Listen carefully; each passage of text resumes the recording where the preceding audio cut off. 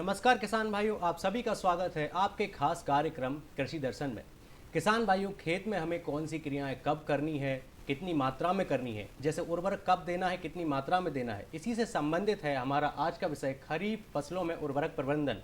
और इस विषय पर वार्ता के लिए मेरे साथ उपस्थित हैं डॉक्टर दिनेश कुमार सोलंकी जी। आप इफ्को भोपाल में मुख्य प्रबंधक कृषि सेवाओं के पद पर कार्यरत हैं। बहुत बहुत स्वागत है सर आपका हमारे कार्यक्रम में। नमस्कार सभी किसान भाइयों को नमस्कार।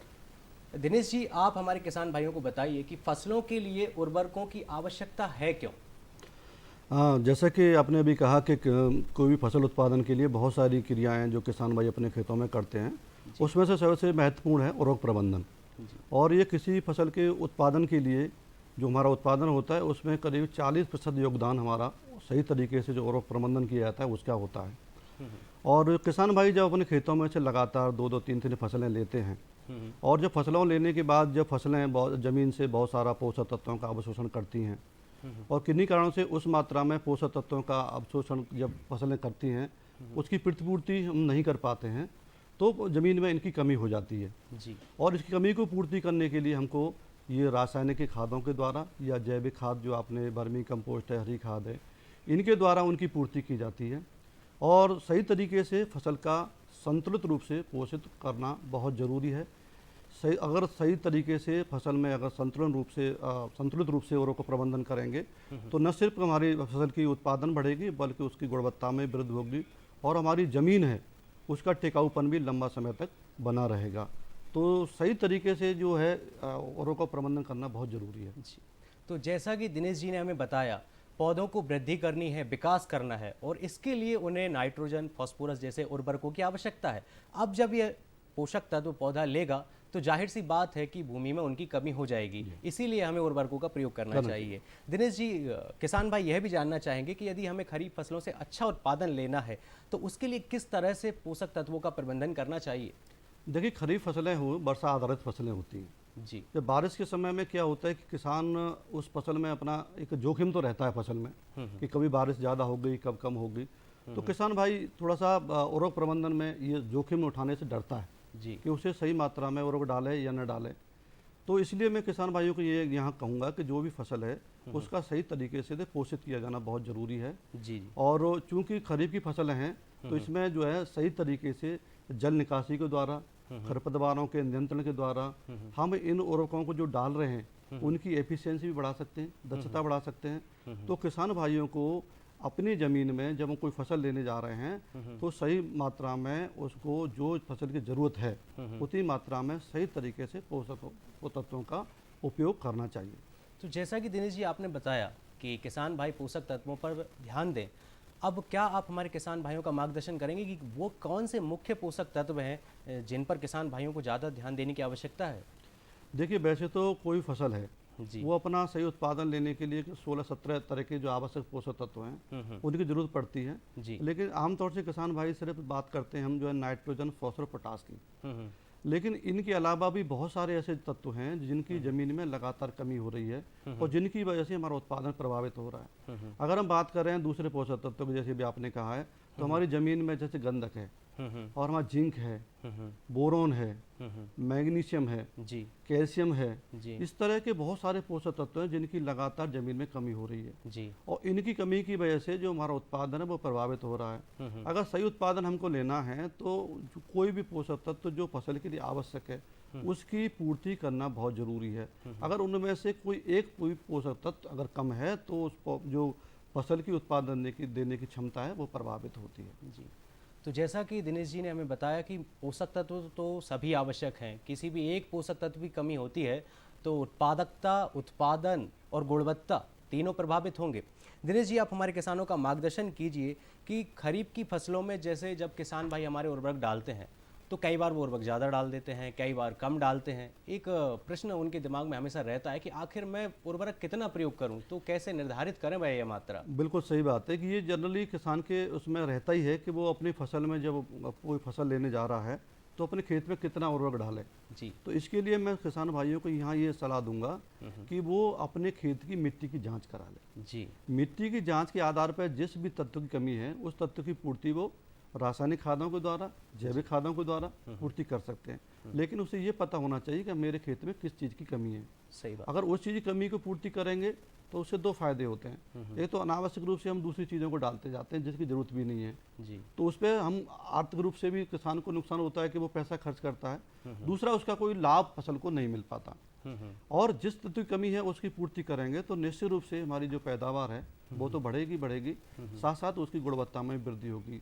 तो अच्छा, अगर किसान भाई किसी तरीके से अपनी मिट्टी की जांच नहीं करा पाते हैं जी, तो मैं उनको ये कहूँगा कि वो अपने या तो कृषि विज्ञान केंद्र जो जगह जगह अब हर जिले में हैं, या दूसरे जो हमारे कृषि विश्वविद्यालय हैं या कृषि विभाग के जो अधिकारी हैं जी, उनसे सलाह लेकर के वो अपने खेत में क्या कौन सी फसल लेने जा रहे हैं और उसके हिसाब से अपने खेत में इन पोषक तत्वों का उपयोग कर सकते हैं। तो जैसा कि हमें दिनेश जी ने बताया, मेरे किसान भाइयों को ये समझना होगा कि मिट्टी परीक्षण क्यों आवश्यक है। अब हम उर्वरक डालने वाले हैं खेत में और हमें पता ही नहीं है कि हमारे खेत में किस पोषक तत्व की कमी है, तो फिर हम उसका कैसे प्रबंधन करेंगे। इसीलिए मिट्टी की जांच बहुत ही आवश्यक है। और यदि हम मिट्टी की जांच नहीं करा पाते हैं तो इसके बाद भी बहुत सारे विकल्प, जैसे दिनेश जी ने बताया, कृषि विश्वविद्यालय हुए, विश्वविद्यालय के अलावा कृषि महाविद्यालय हुए, कृषि विज्ञान केंद्र हुए, जहां से हम विशेषज्ञों से जानकारी लेकर ये पोषक तत्वों का प्रबंधन कर सकते हैं। दिनेश जी, बहुत बहुत धन्यवाद। इसके अलावा मेरे किसान भाई जानना चाहेंगे कि खरीफ फसलों में हम उर्वरक दे रहे हैं, अब समय का बहुत महत्व है, तो किस समय पर हमें कौन सा उर्वरक देना है। जैसे बुआई के बारे में आप बताएं, बुआई के समय पर कौन सा उर्वरक देना है। बिल्कुल सही बात है कि ये भी समझना हमको पड़ेगा कि हम जब फसल ले रहे हैं तो बुवाई के समय हमको कौन सा देना है, खड़ी फसल में कौन सा देना है और बुवाई से पहले भी कौन सा देना है। अभी जब देखा आपने, जैसे मैंने भी पहले भी कहा था कि जैसे कार्बनिक अंश जमीन में होना चाहिए, क्योंकि उसके बिना तो जमीन में जितने भी रासायनिक खाद देते हैं उसकी भी हमको उतनी क्षमता से पूर्ति नहीं मिल पाती है, पौधों को नहीं मिल पाता है जब तक कि जमीन के अंदर ऑर्गेनिक अंश नहीं होगा, कार्बनिक अंश नहीं होगा। तो उसके लिए हमारे खेत में जो है ना, अगर किसान भाई अगर ले पाते हैं तो हरी खाद की कोई फसल ले लें, और वो या कोई जो दूसरा जो उसने अपने FIM बनाया है या बर्मी कंपोस्ट बनाया है वो अपने फसल में जो बुवाई करते हैं उससे करीब 1 महीना पहले खेत में डाल दें, क्योंकि उसके बाद ज़मीन में मिलने के बाद वो 1 महीने तक वो बाद फसल को इस रूप में आ जाता है कि वो पोषक तत्व प्रदान करने की स्थिति में वो आ जाता है। दूसरा, जैसे कहा बुवाई के समय कौन सा, बुवाई के समय देखिए जैसे फॉस्फेटिक फर्टिलाइजर है या पोटेशियम फर्टिलाइजर है, उनका बुवाई के समय हमको देना चाहिए, क्योंकि वो जो तत्व है वो चलायमान नहीं होते, वो फिक्स हो जाते हैं। तो उसको बीज के नीचे हमको देना है। बीज के नीचे इसलिए देते हैं कि जब पौधे की जड़ें निकलेंगी तो जो भी फॉस्फोरस होगा या पोटास होगा वो नीचे, जब जड़ें नीचे जाएंगी तो वहाँ पे ये इन तत्व जब वहाँ पर जमीन में रहेंगे तो उनको आसानी से वो ले पाएगा। दूसरा, बुवाई के समय में सबसे पहले जो मैंने भी कहा था कि जैविक खादों का हमको उपयोग करना चाहिए।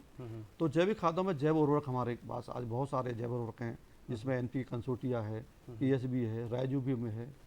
किस तरह की फसल है, आज हमारे पोटास के बैक्टीरिया का भी जैव उर्वरक आ गया है, जिंक का भी आ गया है। तो जिस तरह की फसल में हम फसल ले रहे हैं और कौन सा पोषक तत्व हमको उपलब्ध कराना है, उस तरह के का जैव उर्वरक उपयोग करें।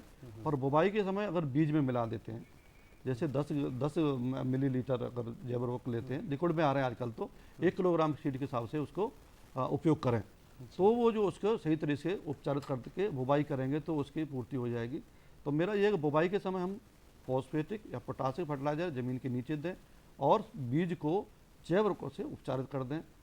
और बुवाई के समय या बुवाई से कुछ पहले जिंक सल्फेट या सल्फर, जैसे अगर कोई खाद्यान्न वाली फसल, धान की फसल है, मक्का की फसल है या बाजरा की फसल है, इन फसलों में बुवाई से पहले ज़मीन के अंदर हम करीब 10 किलोग्राम पर एकड़ की दर से जिंक सल्फेट ज़मीन में बुवाई के समय डाल दें। और कोई जैसे तेल वाली फसल, सोयाबीन जैसे अब आपकी है, तो उसमें 10 किलोग्राम गंधक या सल्फर बेंटोनाइट उसको बुवाई के समय ज़मीन में डाल दें, तो ये जो है फसल के लिए इनकी पूर्ति आसानी से हो जाएगी।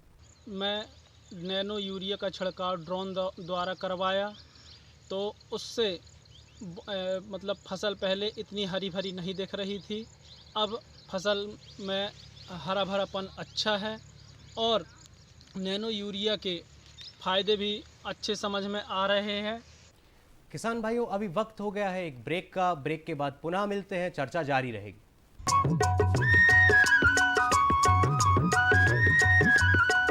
अरे सुन तो, मुझे क्या सुनाना चाहते हो? जो सुनाओ मेरी सौतन को। किसको? अरे वही तुम्हारा मोबाइल फोन जिससे सुबह शाम दिन रात चिपके रहते थे और कहते थे किसान कॉल सेंटर से बातें हो रही हैं। अच्छा ये बात है। हाँ, क्यों? क्या हुआ?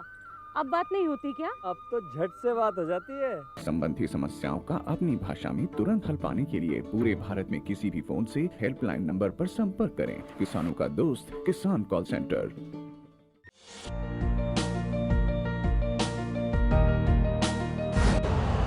यूरिया का स्वदेशी उत्पादन 70 लाख टन बढ़ाने के लिए 6 उर्वरक संयंत्रों का उद्धार किया जा रहा है।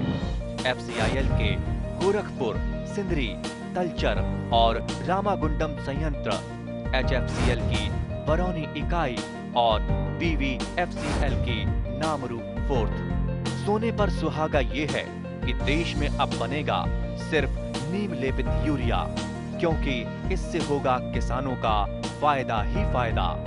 अनाज का उत्पादन 10% तक बढ़ेगा। बढ़ेगी 10 से 15% नाइट्रोजन क्षमता।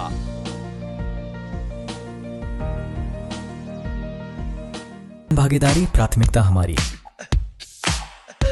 इस अभियान के दौरान देश भर से किसानों के वीडियो आमंत्रित। प्रगतिशील भारत के 75 साल और किसानों के गौरवशाली इतिहास और उनकी उपलब्धियों का प्रदर्शन किसान वीडियो प्रतियोगिता द्वारा। कृषि मंत्रालय द्वारा वीडियो प्रतियोगिता का आयोजन 3 श्रेणियों में।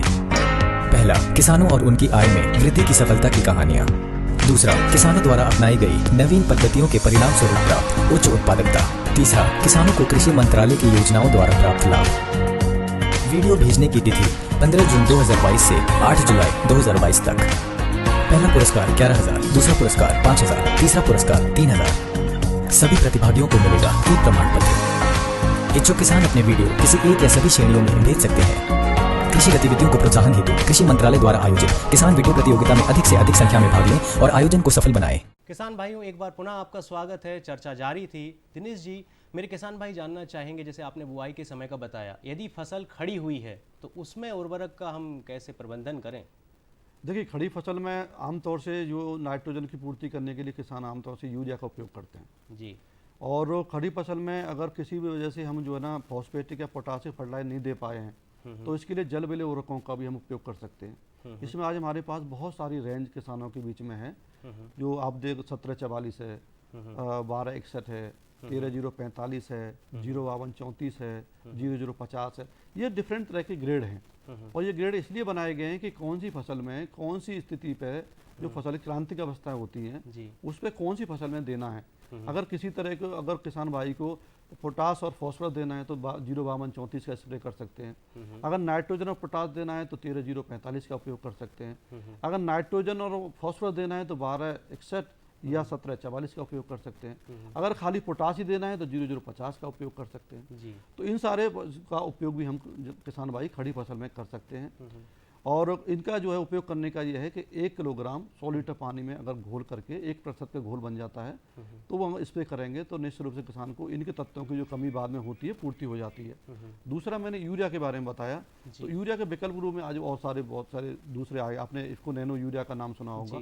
इफ्को नैनो को यूरिया का भी हम स्प्रे किसान भाई कर सकते हैं। और ये फसल की शुरू की अवस्था में जब फसल 30 से 35 दिन की होती है और जब फूल और फलियाँ आ रही होती है तब उसमें भी इफ्को नैनो यूरिया का उपयोग 4 ml पर लीटर पानी में घोल करके 500 ml की बोतल में 1 एकड़ की दर से 125 लीटर पानी में घोल कर इसे उपयोग कर सकते हैं।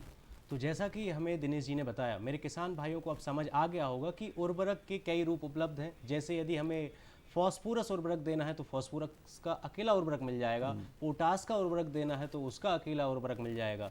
दिनेश जी, अब मेरे किसान भाइयों का मार्गदर्शन कीजिए सोयाबीन के बारे में कि सोयाबीन में वह उर्वरक का प्रबंधन कैसे करें, और जैसा कि अभी आपने एक शब्द प्रयोग किया गंधक, उसके बारे में भी किसान भाइयों का मार्गदर्शन। देखिए, सोयाबीन में चूंकि ये तेल वाली फसल है और तेल वाली फसल में गंधक का अपना योगदान होता है।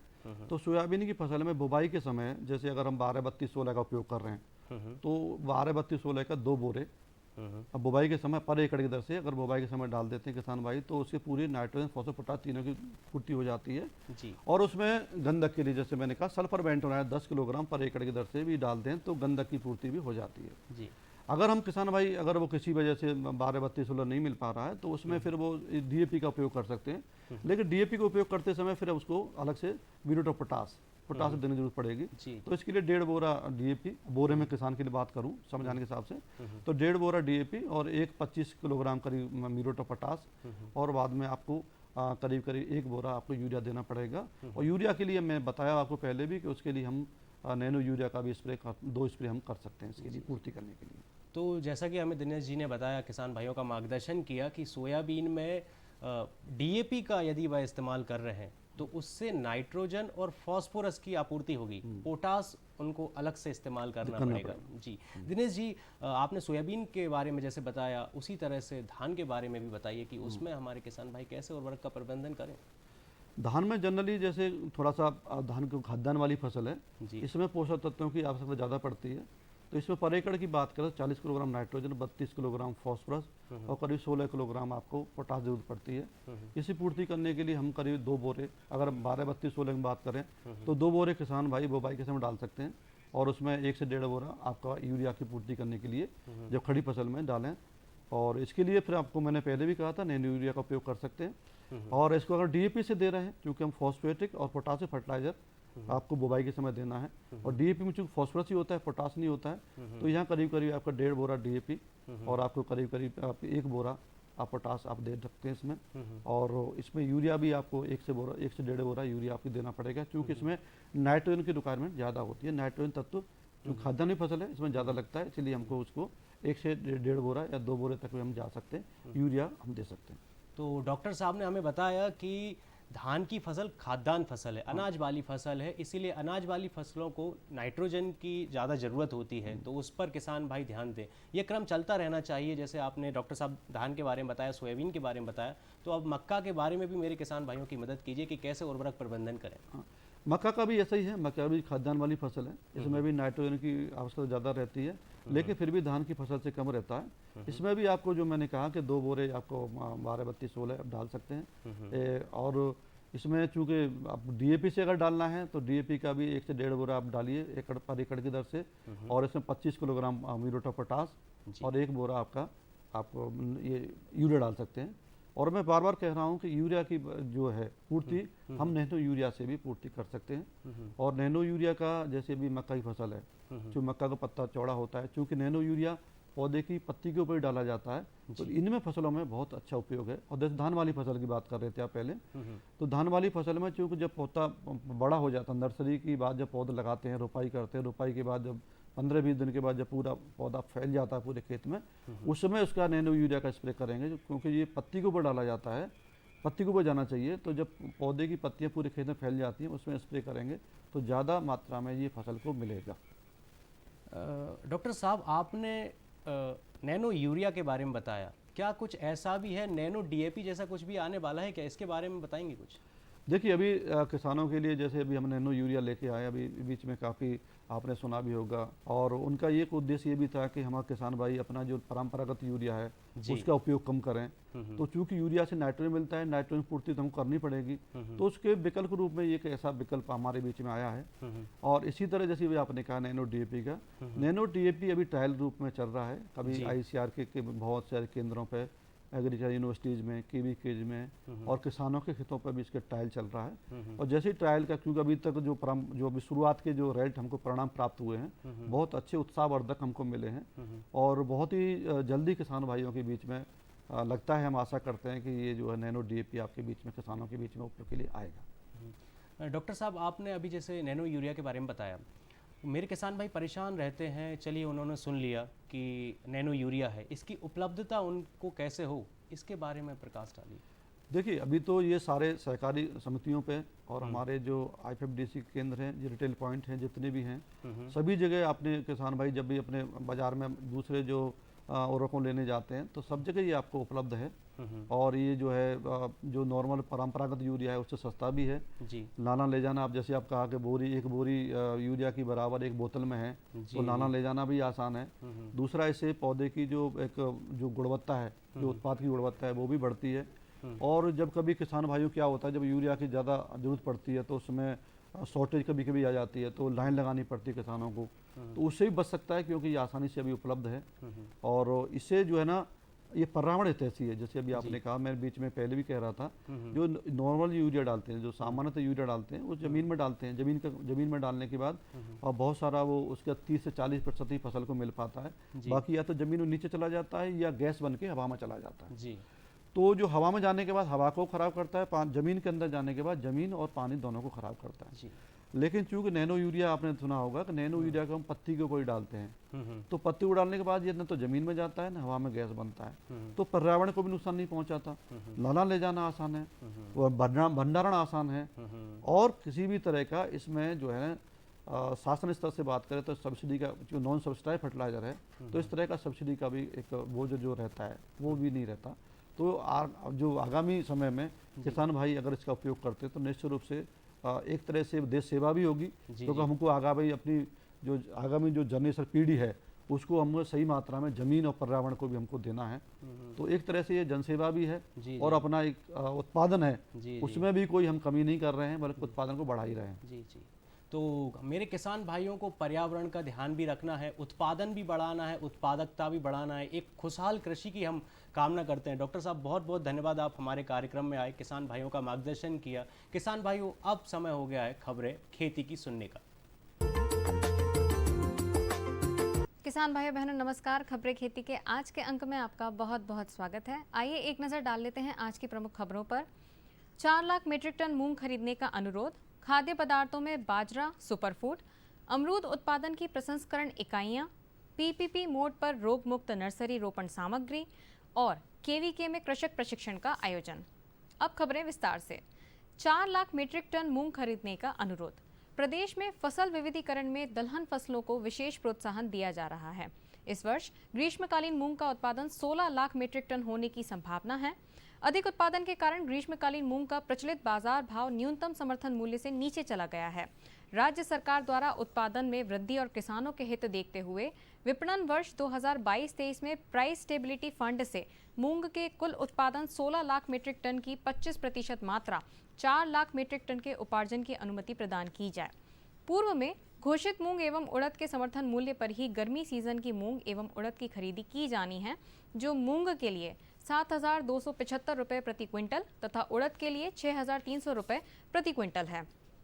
पिछले वर्ष 2020-21 में राज्य के किसानों से मूंग एवं उड़द की खरीदी समर्थन मूल्य पर की गई थी, जिसमें प्रदेश में पिछले वर्ष 4,39,563 मीट्रिक टन मूंग की खरीदी 301 केंद्रों से की गई थी, जिसमें कुल 1,85,000 किसानों से मूंग की खरीदी की गई थी। इस वर्ष प्रदेश में 9.50 लाख हेक्टेयर में गर्मियों का मूंग बोया गया है। खाद्य पदार्थों में बाजरा भारत का सुपरफूड। देश में मोटे अनाज का उत्पादन 2020-21 में बढ़कर 17.96 मिलियन टन हो गया है, जो 2015-16 में 14.52 मिलियन टन था, और बाजरा यानी कि मोती बाजरा का उत्पादन भी इसी अवधि में बढ़कर 10.86 मिलियन टन हो गया है। सामान्य परिस्थितियों में भी आसानी से लंबे समय तक सुरक्षित रहने की क्षमता के कारण अकाल के समय में मोटे अनाज को भंडार गृह भी माना जाता है। बाजरा देश के सबसे पुराने खाद्य पदार्थों में से एक रहा है। ये छोटे बीजों से उगाई जाने वाली फसल है, जिसे शुष्क क्षेत्रों में यहाँ तक कि कम उर्वरता वाली भूमि पर भी उगाया जा सकता है। यही कारण है कि इसे भारत के सुपरफूड के रूप में भी जाना जाता है। फसल का छोटा सीजन होने के कारण बाजरा लगभग 65 दिनों में छोटे बीज से तैयार होकर काटे जाने लायक फसल के रूप में विकसित हो सकता है। बाजरा फसल की यह विशेषता दुनिया की घनी आबादी वाले क्षेत्रों के लिए काफ़ी महत्वपूर्ण है। अगर ठीक से इसे संग्रहित किया जाए तो बाजरा लगभग 2 या उससे अधिक समय तक सुरक्षित रह सकता है। भारत के पोषण परिणामों में सुधार के लिए बाजरा को मुख्य धारा में लाने की आवश्यकता है। अमरूद उत्पादन की प्रसंस्करण इकाइयां। मध्य प्रदेश में प्रस्तावित नवीन निवेश के तहत मंडीदीप जिला रायसेन में डेयरी और फल आधारित पेय पदार्थ रेडी टू सर्व यानी कि ड्रिंक निर्माण इकाई का विस्तार किया जा रहा है। इस परियोजना के लिए 2.6 एकड़ भूमि की संस्थान ने सुरक्षित रखी है। प्रस्तावित पूंजी निवेश 340.86 करोड़ रुपए का होगा और 150 से अधिक लोगों को रोजगार दिया जा सकेगा। खाद्य प्रसंस्करण क्षेत्र में मंडीदीप सहित देश में 10 औद्योगिक इकाइयां संचालित कर विभिन्न फ्रूट ड्रिंक और डेयरी पदार्थ बनाया गया है। और अब जानते हैं पीपीपी मोड के बारे में। पीपीपी मोड पर रोग मुक्त नर्सरी रोपण सामग्री का उत्पादन। भारतीय कृषि अनुसंधान परिषद सिट्रस अनुसंधान संस्थान नागपुर महाराष्ट्र ने पीपीपी मोड पर रोग मुक्त सिट्रस रोपण सामग्री के उत्पादन पर राष्ट्रीय कार्यशाला का आयोजन किया। डॉक्टर त्रिलोचन महापात्र, सचिव डेयर और महानिदेशक भारतीय कृषि अनुसंधान परिषद ने भारत के वर्तमान कृषि परिदृश्य के विभिन्न एवं महत्वपूर्ण मुद्दों पर प्रकाश डाला। डीजी द्वारा भारतीय कृषि अनुसंधान परिषद CCRI की विकसित तकनीक का उपयोग करके रोग मुक्त रोपण सामग्री विकसित करने एवं निजी नर्सरी मालिकों को प्रशिक्षित करने के लिए MIDH और NHB आदि के कौशल विकास कार्यक्रमों और सरकारी योजनाओं का लाभ उठाने की आवश्यकता पर बल दिया गया। डॉक्टर महापात्र ने उपयुक्त नर्सरी व्यवस्था को प्रमाणित करने पर जोर दिया।